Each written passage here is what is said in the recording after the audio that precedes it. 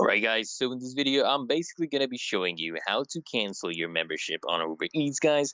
So if you're looking to cancel your Uber Eats memberships, whether it's the Uber Eats Pass or Uber One, I'll walk you through the steps to cancel it quickly and easily guys. Let's dive straight in guys. So first things first guys, you want to open up the Uber Eats app on your smartphone. Make sure you sign into the account where you have the membership. Next things guys, you want to tap on your profile icon on the top right corner to access your account options, or you can go to account.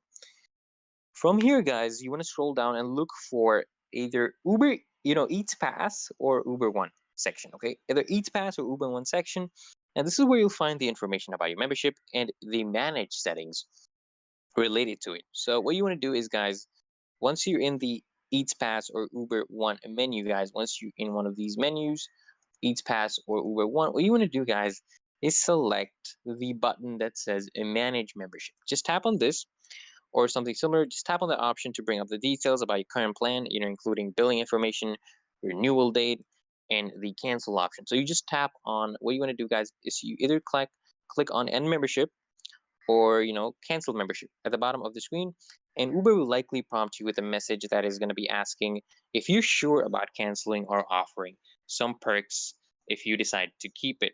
If you're sure, you can go ahead and confirm the cancellation guys. And one thing guys, it's important to note that once you cancel, okay, your membership benefits guys, okay, your membership benefits will actually stay active until the end of your current billing period. So you will not be charged again, but you still get access to perks until the cycle is actually complete, guys. And that's it, guys. Your Uber Eats membership is now canceled. You won't see any other future charges, and you can always rejoin if you change your mind, guys. Hopefully this helped. Don't forget to like and subscribe for more quick tutorials, guys, and drop a comment if you have any question, guys. Thanks for watching, and see you.